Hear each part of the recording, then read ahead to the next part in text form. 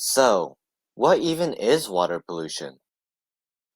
The definition of water pollution is the contamination of water bodies from toxic chemicals and biological agents, usually as a result of human activities. So, you may be asking, what are the causes of water pollution? Well, unfortunately, there are too many. Remember that ice cream wrapper you dropped on the middle of the road? Remember when your parents sprayed your lawn with pesticides? Remember when your parents gave you a ride to school? Litter, pesticides, and fossil fuels are just a few participating factors of water pollution. Water pollution causes 1.8 million deaths a year. Here in Oregon, we release the 7th most child-impeding chemicals and the 17th most cancer-causing chemicals. This is mostly of a result of Portland, who is Oregon's largest polluter. Over the past few decades, some action has been taken to try to rectify the damage caused by this state's pollution. The Federal Clean Water Act requires factories and other entities that pollute the river to obtain permits that allow them to only pollute a certain amount. Entities need to renew these permits every 5 years.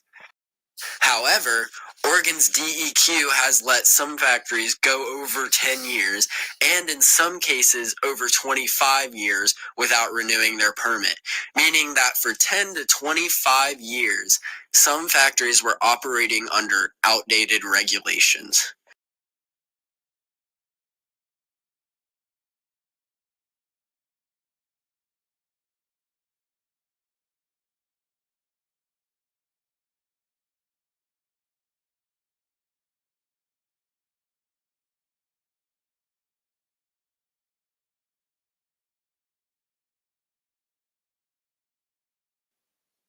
All of these policies have set their sights on factory pollution, but that is not the only cause of pollution in the Willamette River.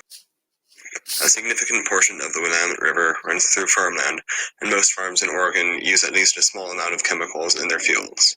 These chemicals are seeping into the Willamette through groundwater systems, and many of the chemicals that are used in these fields are harmful to the river's ecosystem. To add salt to the wound, Oregon also uses planes to spread pesticides throughout the farm fields, a practice called crop dusting. The pesticides released from these planes get carried by the wind, and it can, and often does, end up in the Willamette River. Legislatures have left this type of pollution out of any lawmaking conversations, possibly because it's not a popular action to force regulations on farmers, but if we truly want to remedy this situation, it has to be done.